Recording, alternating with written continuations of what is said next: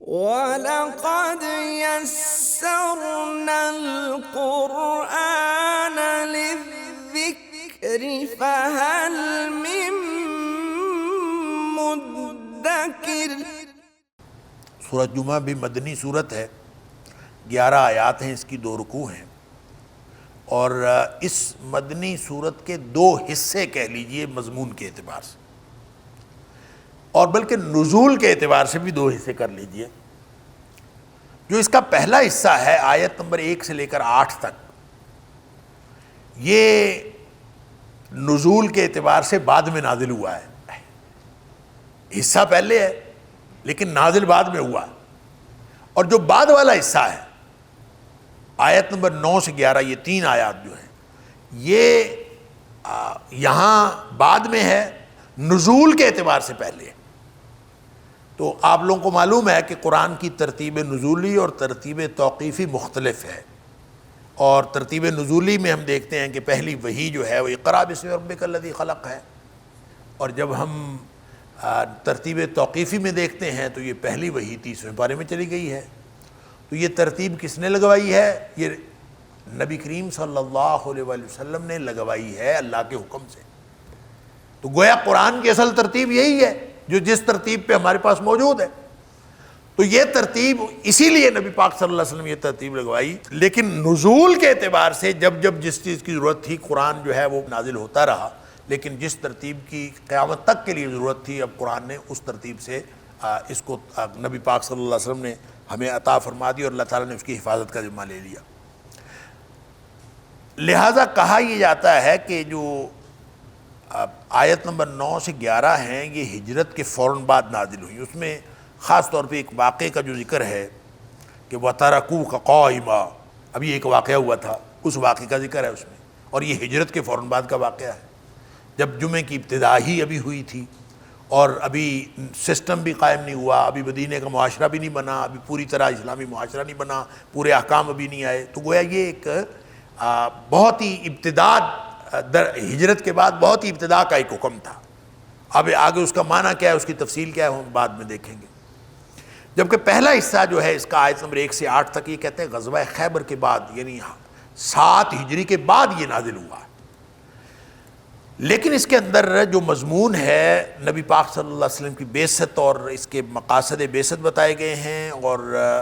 کیونکہ گزشتہ صورت میں حضرت عیسیٰ علیہ السلام کا حوالہ دیا تھا، اور ساتھ پھر حضرت عیسیٰ علیہ السلام کی ابتلا کا تذکرہ تھا، تو یہاں یہود کے رویے کی مذمت بھی کی گئی ہے۔ اس صورت کے اندر یہود کے رویے کی مذمت ہے، نبی پاک صلی اللہ علیہ وسلم کی بعثت اور مقاصد بعثت بتائے گئے ہیں۔ اللہ کی تسبیح تو شروع میں ہے ہی، کیونکہ یہ مسبحات میں سے ہے، اور اس کے علاوہ جو دین کے اجتماعی احکام ہیں ان کا اہتمام کرنے کا حکم دیا گیا ہے۔ یہ جو آخری 3 آیات ہیں جو نزول کے اعتبار سے پہلے ہیں، اور اس میں جمعے کا تذکرہ کیا گیا ہے۔ جمعہ گویا ایک اجتماعی عبادت ہے۔ تو آیت نمبر 1 سے 3 تک جو ہے وہ بعثت اور مقصد بعثت ہے نبی پاک صلی اللہ علیہ وسلم کا، اور اس کے شروع میں وہ بھی ہے کیا کہتے ہیں اللہ تعالیٰ کی تسبیح کا تذکرہ ہے۔ اور پھر جو آیت نمبر 4 سے 8 تک، اس میں یہود کا جو غرور تھا، خاص طور پر اپنے علم اور نسب کے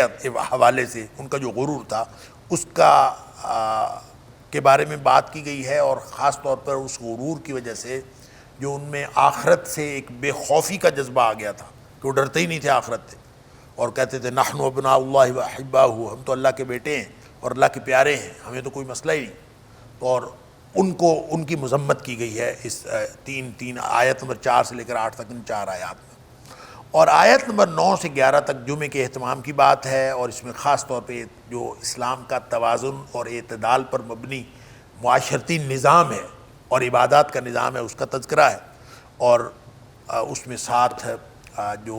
اہل سبت ہیں ان کے کردار سے بچنے کی بات بھی کی گئی ہے۔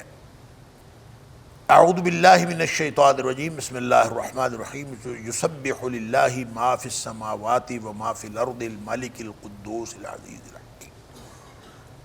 تسبیح بیان کرتی ہے اللہ کے لیے ہر وہ چیز جو آسمانوں میں ہے اور ہر وہ چیز جو زمین میں ہے۔ الملک وہ بادشاہ ہے، القدوس اللہ اکبر نہایت مقدس ہے، العزیز نہایت غلبے والا ہے، الحکیم اور نہایت دانا۔ یہ اللہ تعالیٰ کی 4 صفات ہیں، اور اس کے لیے زمین و آسمان کی ہر چیز جو ہے وہ تسبیح بیان کرتی ہے۔ تو اللہ تعالیٰ کی تسبیح بیان کرنے کے حوالے سے سابقہ صورتوں میں بات ہو چکی، سبح کے ذریعے سے بھی اور یسبح بھی۔ سبح ماضی ہے، یسبح مضارع ہے، مضارع کے اندر حال اور مستقبل دونوں شامل ہوتے ہیں، ماضی حال مستقبل گویا تینوں شامل ہو گئے، تو مسبحات سبح یسبح دونوں کو اگر الگ الگ دیکھیں تو گویا مفہوم یہ نکلا کہ ماضی میں بھی ہر چیز اللہ کی تسبیح بیان کرتی تھی، حال میں بھی ہر چیز اللہ کی تسبیح بیان کرتی ہے، اور مستقبل میں بھی کائنات کی ہر چیز جو ہے وہ اللہ کی تسبیح بیان کرتی رہے گی، اور اصل چیز ہے ہی تسبیح بیان کرنا، سبحان اللہ، اللہ کی تسبیح بیان کرنا۔ اور جیسا کہ سورہ نور کی آیت نمبر 40 ہے غالباً، کہ اس میں اللہ تعالیٰ نے فرمایا الم تر ان اللہ یسبح لہ من فی السماوات والارض، کیا تو دیکھتا نہیں، تو جانتا نہیں کہ زمین و آسمان کی ہر چیز اللہ کی تسبیح بیان کرتی ہے۔ اللہ والطیر صافات، درمیان میں جو اڑنے والے پرندے ہیں نا، وہ بھی اللہ کی تسبیح بیان کرتے ہیں، فضاؤں میں اڑنے والے پرندے وہ بھی سب اللہ کی تسبیح بیان کرتے ہیں۔ بلکہ فرمایا کل قد علم صلاتہ و تسبیحہ، ہر چیز کو پتہ ہے کہ اس کی نماز کیا ہے، اس کی تسبیح کیا ہے۔ گویا کائنات کی ساری مخلوقات نمازیں بھی پڑھتی ہیں اور تسبیح بھی بیان کرتی ہیں۔ اب باقی مخلوقات کے پاس تو چونکہ اللہ تعالیٰ کی تسبیح بیان کرنے اور اللہ تعالیٰ کی نماز پڑھنے جو ان کے ذمہ اللہ نے لگایا ہے، اس سے انحراف کا مادہ ہی نہیں ہے باقی مخلوقات، لہذا جس درخت کو کہا کھڑا رہے وہ کھڑا رہتا ہے، جس پتھر کو کہا پڑا رہے وہ پڑا رہتا ہے، جس کو جو حکم ہو گیا وہ کرتا رہتا ہے، جانوروں کو، حیوانات کو، پرندوں کو، جو جس کو حکم ہے وہ اس کے مطابق وہ کرتا رہتا ہے۔ انحراف کرتا ہے تو انسان کرتا ہے یا جن کرتے ہیں، جن اور انس ان کے پاس ہے انحراف کا، اس کے علاوہ کسی کے پاس۔ ان کو بھی کہا کہ تم اللہ کی تسبیح بیان کرو، جب کائنات کی ساری چیزیں اللہ کی تسبیح بیان کرتی ہیں تو تم بھی اللہ کی تسبیح بیان کرو، سبحان اللہ۔ اور کائنات کی تسبیح کے بارے میں فرمایا سورہ بنی اسرائیل میں کہ تم ان کی تسبیح کو سمجھ نہیں سکتے، تسبیح سب کرتے ہیں، لہذا آپ کو درختوں میں سے پتوں کی جو چرچراہٹ سنائی دے رہی ہوتی ہے ہوا کے آنے سے، وہ پھڑپھڑاہٹ سی، اور پرندوں کے پروں کی پھڑپھڑاہٹ، ان کا جو بولنا، ان کی بولیاں، ان کی چوں چوں چاں چاں، جو کچھ بھی وہ کر رہے ہوتے ہیں، دراصل یہ ساری اللہ کی تسبیح بیان کر رہے ہیں۔ اللہ، انسان کو بھی یہی حکم ہے اصل میں کہ اللہ تعالیٰ کی تسبیح، سبح بسم ربک الذی خلق، اللہ تعالیٰ کی تسبیح بیان کرو۔ اب اللہ تعالیٰ کی تسبیح بیان کرنا، اس کا مطلب کیا ہے؟ اس کا ایک مطلب تو ہے زبان سے سبحان اللہ کہو، سبحان اللہ و بحمدہ کہو، جیسے نبی کریم صلی اللہ علیہ وسلم نے اس طرح کے اذکار بتائیں، جیسے سبحان اللہ و بحمدہ سبحان اللہ العظیم ہے۔ اللہ کے رسول صلی اللہ علیہ وسلم نے فرمایا کہ زبان پر بڑے ہلکے ہیں لیکن میزان میں بڑے بھاری ہیں، اور اللہ کو بہت پیارے ہیں یہ کلمے۔ اللہ کو یہ کلمے پیارے ہیں، اس کا مطلب یہ ہے کہ جو ان کلمات کا پڑھنے والا ہے وہ بھی اللہ کو پیارا ہو جاتا ہے۔ جس نے اللہ کا پیارا بننا ہے وہ اللہ کے پیارے کلمے پڑھے۔ تو سبحان اللہ و بحمدہ کوئی شخص سارا کچھ ہی چھوڑ دے اور کچھ بھی نہ کرے، صرف سبحان اللہ و بحمدہ سبحان اللہ و بحمدہ سبحان اللہ العظیم سبحان اللہ و بحمدہ سبحان اللہ، یہی پڑھتا رہے، گویا وہ اللہ کا پیارا بن جائے، سبحان اللہ۔ لہذا ہر چیز کے اندر سبحان اللہ کوئی نہ کوئی ہر اعتبار سے فائدے کی چیز ہے۔ معنی اس کا یہ ہے، اعتراف ہے اصل میں یہ ایک چیز کا، جب آپ سبحان اللہ کہتے ہیں تو یہ اصل میں ایک اعتراف ہے، اور کسی کو اگر سبحان اللہ نام ہی یاد رہے تو وہ اعتراف تو کرے۔ اعتراف کیا ہے؟ اعتراف اس بات کا ہے کہ میں اس ذات کی بندگی کرتا ہوں، میں اس ذات کا بندہ ہوں، میں اس کی مخلوق ہوں جو سبحان ہے۔ سبحان اللہ، سبحان ہے کا مطلب ہے ہر طرح کے عیب اور نقص سے پاک ہے۔ عیب ہوتا ہے خرابی، نقص ہوتا ہے کمی، یعنی اس کی ذات میں نہ کوئی خرابی ہے نہ کوئی کمی ہے، ہر اعتبار سے مکمل، سبحان اللہ۔ نہ کوئی کمی نہ کوئی خرابی، ہر اعتبار سے مکمل، اور جو ہر اعتبار سے مکمل ہو، جس میں کمی اور خرابی نہ ہو، اس میں ساری خوبیاں جمع ہوتی ہیں۔ لہذا وہ ذات جس کے اندر کوئی خرابی نہ ہو، جس کے اندر کوئی کمی نہ ہو، وہ ساری خوبیوں کی مالک ذات ہوتی ہے۔ لہذا دنیا میں جتنے کوئی تصورات ہو سکتے ہیں، اور سب سے اعلیٰ تصور کوئی ہو سکتا ہے، اللہ اکبر، کسی بھی تصور کا سب سے اعلیٰ تصور، مثلاً ایک علم ہے، ایک صفت ہے علم، علم کا اعلیٰ ترین تصور کوئی ہو سکتا ہے، تو وہ علم کا تصور جو اس ذات کے علاوہ کسی اور کا ہو ہی نہیں سکتا، یہ ہے اس ذات کو یکتا ماننا، اس ذات کو ایک ماننا۔ اللہ اکبر۔ وَلَقَدْ يَسَّرْنَا الْقُرْآنَ لِلذِّكْرِ فَهَلْ مِن مُّدَّكِرٍ وَلَقَدْ يَسَّرْنَا الْقُرْآنَ لِلذِّكْرِ فَهَلْ مِن مُّدَّكِرٍ۔ لہٰذا ہر وقت انسان سبحان اللہ پر غور کرتا رہے۔ اللہ علم کے اعتبار سے کامل، ذات کے اعتبار سے کامل، اللہ تعالیٰ اپنی صفات کے اعتبار سے کامل، اپنے افعال کے اعتبار سے کامل، اللہ تعالیٰ بادشاہ ہونے کے اعتبار سے کامل، اللہ تعالیٰ اپنی تقدیس کے اعتبار سے کامل، اللہ تعالیٰ اپنے غلبے کے اعتبار سے کامل، اللہ تعالیٰ اپنی حکمت کے اعتبار سے کامل۔ لیس کمثلہ شیء، اس جیسی کوئی چیز اور ہے ہی نہیں، اس جیسا کوئی اور ہے ہی نہیں، اس جیسا وجود کسی کا نہیں، اس جیسے افعال کسی کے نہیں، اس کے جیسے نام کسی کے نہیں، اس کے جیسے صفات کسی کے نہیں۔ یہ اعتراف جو شخص کرتا ہے نا، اسی کے منہ سے سبحان اللہ جچتا ہے۔ وہ جب سبحان اللہ و بحمدہ سبحان اللہ العظیم پڑھتا ہے، تو پھر اس کو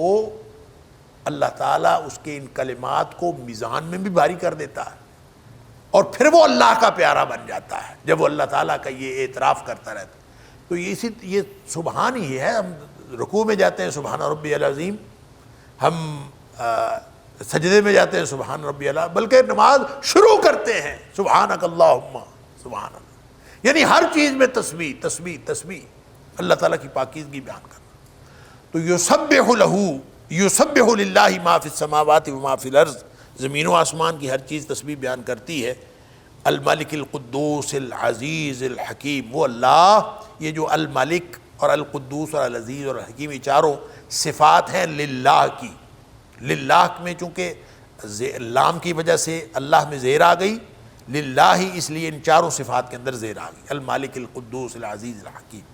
هو الذی بعث فی الامیین رسولا منہم یتلو علیہم آیاتہ ویزکیہم ویعلمہم الکتاب والحکمہ وَإِن كَانُوا مِن قَبْلُ لَفِي ضَلَالٍ مُبِينٍ۔ وہی ذات ہے جس نے بھیجا، مبعوث کیا، فی الامیین، ان پڑھوں میں،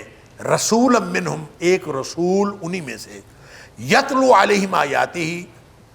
جو تلاوت کرتا ہے ان پر اس کی آیات، وَيُزَكِّيهِمْ، اور ان کو پاک کرتا ہے یا ان کا تزکیہ کرتا ہے، وَيُعَلِّمُهُمُ الْكِتَابَ وَالْحِكْمَةَ، اور سکھاتا ہے ان کو کتاب اور دانائی، یعنی کتاب و حکمت کی تعلیم دیتا ہے۔ وَإِن كَانُوا مِن قَبْلُ لَفِي ضَلَالٍ مُبِينٍ، اور اگرچہ اس سے پہلے وہ کھلی گمراہی میں تھے۔ وَإِن كَانُوا، اللہ اکبر، مِن قَبْلُ لَفِي ضَلَالٍ مُبِينٍ۔ یہ جو ان ہے نا، ان مفسرین نے لکھا ہے کہ یہ اس کا معنی انا ہے، بلکہ انا بھی نہیں، انہم ہے اس سے مراد، انہم اس سے مراد، کیونکہ ان جو ہے نا وہ شرطیہ ہوتا ہے، اس کا مطلب اگر ہوتا ہے، یا یہ نافیہ ہوتا ہے، اس کا معنی نہیں بھی ہوتا ہے، لیکن جب اس کا معنی انا ہو جائے تو اس کا مطلب تو بے شک ہوتا ہے، کسی بات کی تاکید پیدا کرنا ہوتا ہے۔ تو اس کا معنی وہ کہتے ہیں یہ ان جو ہے اس مقام پر یہ بنیادی طور پر انا ہے، بلکہ انہم ہے۔ وجہ اس کی کس وجہ سے انہم ہے اور کیوں یہ اس کو انہم سمجھنا چاہیے، وہ کہتے ہیں اس کی دلیل جو ہے وہ آگے جو فی ضلال مبین ہے نا، فی ضلال مبین کے ساتھ جو لام لگا ہوا ہے، لام تاکید، لفی ضلال مبین، لازمی طور پر وہ کھلی گمراہی میں ہیں۔ تو جو لازمی طور پر کھلی گمراہی میں ہیں تو وہ گویا شروع میں جو ان ہے یہ پھر شرطیہ یا نافیہ تو نہ رہا، یہ تو پھر انہ ہو گیا نا، تاکید ہوگی، گویا انہی کی حالت بت بیان کی جا رہی ہے۔ اس لیے اس بنیاد پر، اس دلیل کی بنیاد پر اہل لغت نے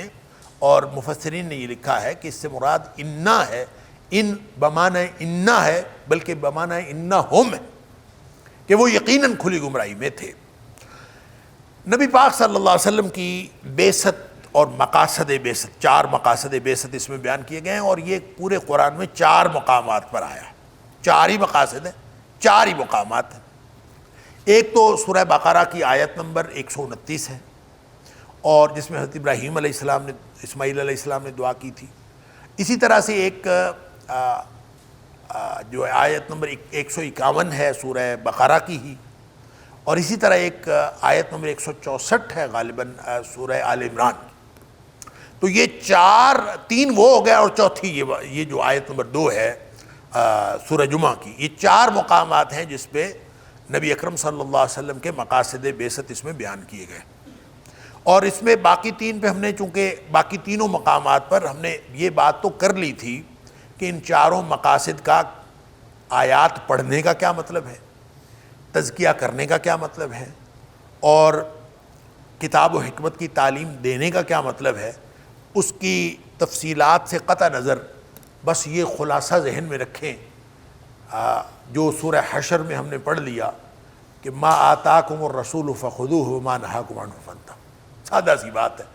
اللہ کے رسول صلی اللہ علیہ وسلم جو دیں وہ لے لو، جس سے منع کریں اس سے رک جاؤ۔ تو گویا پورا دین وہ ہے جو نبی کریم صلی اللہ علیہ وسلم دیا، پوری اتھارٹی وہ ہے جو اللہ نے نبی پاک صلی اللہ علیہ وسلم کو دی، اور اس کا ہمارا تعلق نبی کریم صلی اللہ علیہ وسلم سے کیا ہونا چاہیے؟ جو اللہ کے رسول صلی اللہ علیہ وسلم دیں وہ لے لیں، اور جس سے منع کریں اس سے رک جائیں۔ نبی پاک صلی اللہ علیہ وسلم نے جو آیات پڑھ کے سنائیں، آپ نے جو تزکیہ کیا، آپ نے جو کتاب و حکمت کی تعلیم دی، وہ ساری کی ساری اس کے اندر آ جاتی، نبی پاک صلی اللہ علیہ وسلم کی ذات، دین کی اتھارٹی۔ یہاں کرنے کے لیے، چونکہ باقی تینوں مقامات پر ہم بات کر آئے ہیں، اس لیے یہاں کرنے کے لیے وہ میں نے خلاصہ عرض کر دیا، لیکن یہاں کا ایک پوائنٹ جو ہے وہ بہت اہم ہے کہ پیچھے اللہ کی تسبیح کی بات ہوئی ہے، اور پھر اللہ تعالیٰ کی صفت بادشاہت کی بات ہے، صفت ملکیت کہ اللہ بادشاہ ہے، پھر اللہ تعالیٰ کی صفت تقدیس ہے، قدوس، پھر اللہ تعالیٰ کے غلبے کی بات ہے، صفت غلبہ، غلبے والا، پھر اللہ تعالیٰ کی حکمت کی بات ہے۔ یہ 4 خاص صفات سبحان اللہ یہاں ذکر کر کے، پھر اللہ کی تسبیح کا ذکر کر کے فوراً بعد فرمایا هو الذی، وہ ہے ذات۔ گویا نبی کریم صلی اللہ علیہ وسلم کی اتھارٹی کیا ہے؟ آپ کی اتھارٹی یہ ہے کہ آپ کو بھیجنے والا اتھارٹی والا ہے، نبی پاک صلی اللہ علیہ وسلم کو بھیجنے والا بادشاہ ہے، ساری کائنات اس کی بادشاہت ہے، وہ قدوس ہے، تقدیس والا ہے، وقار والا ہے، عزتوں والا ہے، اور وہ ایسی تقدیس ہے کہ جس طرح کی تقدیس کسی اور کی ہو سکتی ہی نہیں، اور پھر غلبے والا بھی ہے اور حکمت والا بھی ہے۔ اس نے بھیجا ہے نبی پاک صلی اللہ علیہ وسلم کو، تو ایسی ذات جس کے لیے زمین و آسمان کی ہر چیز تسبیح بیان کرتی ہو، وہ ہر چیز کا مالک بھی ہو، وہ بادشاہ بھی ہو، اور مقدس بھی ہو، پھر غلبے والا بھی ہو، اور دانا بھی ہو، وہ جس ہستی کو بھیجے گا وہ کوئی عام ہستی ہوگی؟ اللہ! گویا یہ بات ایسے لگتا ہے جیسے کسی کو جواب نہ دیا ہو، یا جیسے کسی کے منہ پہ مارا ہو کہ تمہیں پتہ ہی نہیں ہے نبی پاک صلی اللہ علیہ وسلم کون ہے۔ هو الذی، وہ ذات ہے جس نے اپنے نبی پاک، هو الذی بعث فی الامیین رسولا، جس نے امیین میں انہی میں سے ایک رسول بھیجا، سبحان اللہ۔ اب یہ امیین کون ہے؟ امیین، امی کی جمع ہے، امیون اس کا جو رفیع حالت ہے امیون ہوتی ہے، اور نسبی اور جری حالت امیین ہے۔ تو امی کی جمع ہے، امی کہتے ہیں ان پڑھ کو. تو یہ ان پڑھ کون ہے؟ اللہ اکبر. اس سے عام طور پہ لوگوں نے یہ مراد لیا ہے کہ اس سے مراد حضرت ابراہیم علیہ السلام کی وہ اولاد ہے جو بنی اسرائیل کے علاوہ ہے، جو بنی اسرائیل کے علاوہ حضرت ابراہیم علیہ السلام کی اولاد ہے، اور جو خاص طور پہ نبی پاک صلی اللہ علیہ وآلہ وسلم کی تشریف آوری کے وقت مکہ میں آباد تھے، اور جس میں قریش یعنی آل اسماعیل کہہ لیجئے نا، آل اسماعیل میں سے کنانہ ہیں، اور آل اسماعیل میں سے ہی قریش ہیں، اور آل اسماعیل یعنی کنانہ میں سے قریش ہیں، اور کنانہ میں سے بنو ہاشم ہیں، اور بنو ہاشم میں سے نبی پاک صلی اللہ علیہ وسلم. یعنی یہ سارے قبیلے جو ہیں آل اسماعیل کی میں سے ہی نکلے ہیں اور آل اسماعیل میں سے ہیں. تو وہ امی، یہ سارے کے سارے امی کہلائے وہ عرب جو غیر بنی اسرائیل ہیں، وہ سارے کے سارے امی کہلائے. اور اصل بات یہ ہے چونکہ یہاں یہودیوں کی مذمت کی گئی ہے، میں نے پہلے عرض کیا کہ اگلی آیات جو ہیں اس میں یہودیوں کی مذمت کی گئی ہے، تو یہودی جو تھے خاص طور پر وہ اپنے آپ کو علم کے اعتبار سے اور نسب کے اعتبار سے اپنے علم پر بھی فخر کرتے تھے، اپنے نسب پر بھی فخر کرتے تھے. اور جب وہ فخر کرتے تھے تو وہ جو غیر یہودی ہیں ان سب کو وہ امی کہتے تھے، ہر غیر یہودی کو وہ امی کہتے تھے. وَلَقَدْ يَسَّرْنَا الْقُرْآنَ لِلذِّكْرِ فَهَلْ مِن مُّدَّكِرٍ وَلَقَدْ يَسَّرْنَا الْقُرْآنَ لِلذِّكْرِ فَهَلْ مِن مُّدَّكِرٍ. امی اصل میں انہوں نے لفظ لیا تھا، عبرانی زبان کا ایک لفظ ہے گوئم، عبرانی زبان کا ایک لفظ، اس کا انگریزی میں ترجمہ کیا جاتا ہے جنٹائل. تو جنٹائل اور گوئم کا جو معنی ہے وہ سادہ ان پڑھ نہیں ہے، یعنی ان پڑھ ہونا یہ تو ایک بڑی سادہ سی خصوصیت ہے. ان پڑھ بہت اچھا آدمی بھی ہو سکتا ہے. اللہ تعالیٰ نے دیہاتیوں کی تعریف بھی کی ہے قرآن میں کہ جو ایماندار دیہاتی ہوتے ہیں پھر وہ بڑے خالص اور پکے مومن ہوتے ہیں. تو امی ہونا یہ کوئی خامی نہیں ہے کہ کوئی شخص امی ہے، لیکن خامی اس طرح بنا لی گئی کہ جن کو گوئمز کہا عبرانی میں یا جن کو جنٹائلز کہا انگریزی میں، یا اس کے اندر اصل میں انہوں نے وہ معنی شامل کر لیے کہ جو اس طرح کا ان پڑھ ہوتا ہے وہ بد اخلاق بھی ہوتا ہے، وہ بد کردار بھی ہوتا ہے، وہ اجڑ بھی ہوتا ہے، غیر انسانی حرکتیں کرنے والا ہوتا ہے. انتہائی قسم کا ایک منفی لفظ بنا لیا انہوں نے، اور گوئم کے معنوں کے اندر وہ سارے معنی شامل ہیں. اور وہ یہ کہتے ہیں، یہودی اس وقت کے یہودی بھی کہتے تھے اور آج بھی کہتے ہیں کہ جو ہر غیر یہودی ہے، ہر غیر یہودی وہ اصل میں گوئمز ہیں، یا انگریزی میں کہہ رہی جنٹائلز ہیں، عربی میں کہہ لیجیے امی ہے. یہ بالکل اسی طرح کی اصطلاح ہے یہودیوں کے ہاں جس طرح کی یونانیوں کے ہاں باربیرینز، جس کو ہم بھی جانے انجانے میں ہم بھی اردو میں استعمال کر لیتے ہیں بربریت. تو باربیرین جو ہے اصل میں انہوں نے یہ اصطلاح استعمال کی تھی ایسے وحشی لوگوں کے لیے، جو ایسے جنگلی لوگوں کے لیے، ایسے اجڑ لوگوں کے لیے جن کے اندر کوئی انسانیت نہ ہو. لہذا وہ ایک قوم بھی بربر قوم ہے، بڑی جلیل القدر قبیلہ ہے بربر، اور اب جو بربریت ہے ان کو اس قبیلے کے ساتھ بھی منسلک کر دیا گیا. لہذا آج کے دور میں ہم جب بربریت کہتے ہیں تو یہ اس تاریخی حوالے سے مختلف نہیں ہے یہ بات کہ آپ نے جن لوگوں کو غیر مسلموں نے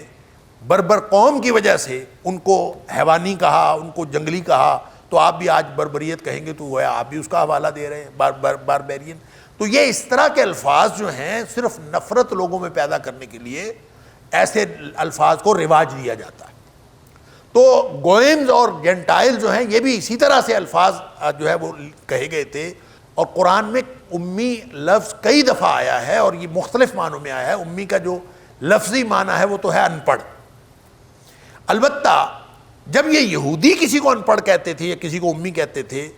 تو وہ ان کو ان معنوں میں کہتے تھے جن معنوں میں گوئم عبرانی کا اور جینٹائل انگریزی کا، جن معنوں میں وہ ہے ان معنوں میں وہ امی کہتے تھے، اپنی طرف سے نفرت کا اظہار کرتے تھے ان کو کہہ کے۔ جب نبی پاک صلی اللہ علیہ وسلم کو امی کہا، سورہ اعراف کے اندر ہم پڑھ آئے ہیں، تو اس کا مطلب تو صرف اتنا ہے کہ نبی کریم صلی اللہ علیہ وسلم دنیاوی اعتبار سے دنیا میں آپ کا کوئی استاد نہیں ہے، آپ اس اعتبار سے امی ہیں۔ آپ کا استاد صرف اللہ تعالیٰ کی ذات ہے، نبی کریم صلی اللہ علیہ وسلم کا استاد اللہ ہے، اس لیے آپ دنیاوی اعتبار سے چونکہ کسی سے پڑھے نہیں ہیں، کسی کے شاگرد نہیں ہیں، وہ اس اعتبار سے امی۔ باقی آپ کو جو پڑھایا، لکھایا، سکھایا، سمجھایا وہ سب اللہ نے آپ کو سمجھایا۔ اللہ۔ اب یہ قرآن نے امیین کا لفظ غیر اہل کتاب کے لیے، یعنی اہل کتاب کے مقابلے میں بھی استعمال کیا ہے، جیسے فرمایا سورہ آل عمران میں قُلْ لِلَّذِينَ أُوتُوا الْكِتَابَ وَالْأُمِّيِّينَ أَأَسْلَمْتُمْ، آپ فرمائیے اہل کتاب کو اور امیوں کو، ان سے پوچھئے، گویا اہل کتاب اور ہے، امی اور ہیں، یہ ان کے علاوہ ہے، ان سے پوچھئے أَأَسْلَمْتُمْ، کیا تم ایمان اسلام لائے ہو، مسلمان بنتے ہو کہ نہیں بنتے، پوچھو ان سے، گویا اس کے مراد۔ اسی طرح اللہ تعالیٰ نے ایک جگہ پہ امیین اہل کتاب کا ہی ایک گروہ کہا ہے، وَمِنْهُمْ أُمِّيُّونَ، ان میں سے بھی کچھ ان پڑھ ہیں، یعنی اہل کتاب کے اندر بھی ایک گروہ ہے جو ان پڑھوں کا ہے، اور لا يعلمون الکتاب الا امانیہ، جو کتاب کا علم نہیں رکھتے بس خواہشات رکھتے ہیں، ان کے اندر بھی ایسا رویہ موجود ہے، ان میں بھی ایسے لوگ موجود ہیں۔ اللہ اکبر۔ اور پھر اصل بات جو میں نے عرض کیا کہ اگر اس کو سمپلی ان پڑھ کہیں تو ان پڑھ ان میں بھی موجود ہیں، اجڑ رویے والے ان میں بھی موجود ہیں، لیکن حقیقت بات یہ ہے کہ جو یہودی جو کہا کرتے تھے، جس کے بارے میں اللہ تعالیٰ نے سورہ آل عمران میں ہی اس کی وضاحت فرمائی اور ہم پڑھ رہے ہیں کہ فرمایا ذَلِكَ بِأَنَّهُمْ قَالُوا، یہ اس وجہ سے ہے کہ یہودیوں نے یہ کہا، اہل کتاب میں سے بھی خاص یہودی اصطلاح ہے امی، اور وہ یہ کہتے تھے ذَلِكَ بِأَنَّهُمْ، یہ اس لیے کہ انہوں نے یہ کہا کہ لَيْسَ عَلَيْنَا فِي الْأُمِّيِّينَ سَبِيلٌ، ہمارے اوپر جو ہے امیوں کا کوئی حق نہیں ہے، یعنی یہودیوں کا خیال یہ تھا کہ ہر جو غیر یہودی ہے اس کا کوئی حق نہیں، اور یہ دنیا میں جتنی مرضی لبرٹی، فریڈم، آزادی، مساوات، جتنے مرضی رواداری، جتنے مرضی ان بنیادی انسانی حقوق کی بات کی گئی ہے، لیکن جو اصل جو لبرل لوگ ہیں، لبرل لوگ، وہ کہتے ہیں جو بندہ لبرلزم کو نہیں مانتا، لبرلزم کی رواداری کو نہیں مانتا، ایسے جدید مفکرین بھی موجود ہیں جو کہتے ہیں جو یہ اس نظریے کا قائل نہیں ہے وہ باربیرین ہے، وہ اجڑ ہے، وہ وحشی ہے، اور اس نظریے کو نہ ماننے والے کو ویسے ہی مار دینا چاہیے، وہ اس قابل ہی نہیں ہے کہ اس دنیا میں زندہ رہے۔ یہی یہودیوں کا عقیدہ ہے، وہ کہتے ہیں غیر یہودی جو ہے یہ سارے امی ہیں، یہ جنٹائلز ہیں، یہ گوئمز ہیں، یہ وحشی ہیں، یہ اجڑ ہیں، لہذا ان کو مارنے میں کوئی حرج نہیں۔ آپ کا کیا خیال ہے کوئی سلیم الفطرت انسان کسی دوسرے انسان کا قتل کر سکتا؟ اور ہم دیکھتے ہیں کہ دنیا میں جتنی خون ریزی یہودیوں نے کی ہے اتنی شاید کبھی کسی نے نہیں کی، اور ان کے ہاں غیر یہودی چونکہ ہوتے ہی گوئمز ہیں، کیونکہ وہ ہوتے ہی جنٹائلز ہیں، اور وہ اس قابل ہی نہیں ہوتے کہ ان کو زندہ رہنا چاہیے، لہذا ان کو مار دینا تو بالکل ثواب ہے، تو وہ ثواب سمجھ کے مارتے ہیں۔ انا للہ و انا الیہ راجعون۔ ہمیں نہیں پتہ چلتا، ہم ان کے ساتھ محبت کی پینگیں پھر بڑھا رہے ہوتے ہیں، وہ اصل میں اگر یہ ہزاروں لاکھوں لوگوں کا قتل عام کیا ہے غزہ کے اندر، تو آپ کا کیا خیال ہے کہ ان بچوں کے ساتھ ان کی کوئی دشمنی؟ کیا دشمنی ہے ان کے ساتھ؟ بچوں نے ان کا کیا بگاڑا؟ وہ اصل میں کہتے ہیں کہ یہ سارے گوئمز ہیں، یہ جنٹائلز ہیں، کوئی بات نہیں، ان کو جو مرضی کریں۔ اور جب یہ اس وقت نبی پاک صلی اللہ علیہ وسلم کے دور میں عرب میں تھے تو اس وقت بھی اپنے آپ کو اپنے علم اور نسب پر فخر کرتے تھے اور باقی لوگوں کو امی سمجھتے تھے۔ اللہ تعالیٰ فرماتا ہے کہ تم اپنی اوقات دیکھو، یہاں بات ہو رہی ہے اس جلیل القدر رب کی جو اللہ ہے، کائنات ساری اس کی تسبیح بیان کرتی ہے، وہ ساری کائنات کا مقدس بادشاہ ہے اور غلبے والا اور حکمت والا ہے، اور اسی نے انہی امیین میں رسول بھیجا ہے جو تمہارے خیال میں وحشی ہیں، تمہارے خیال میں اجڑ ہیں، انہی میں سے رسولا منہم فی الامیین، ان امیین میں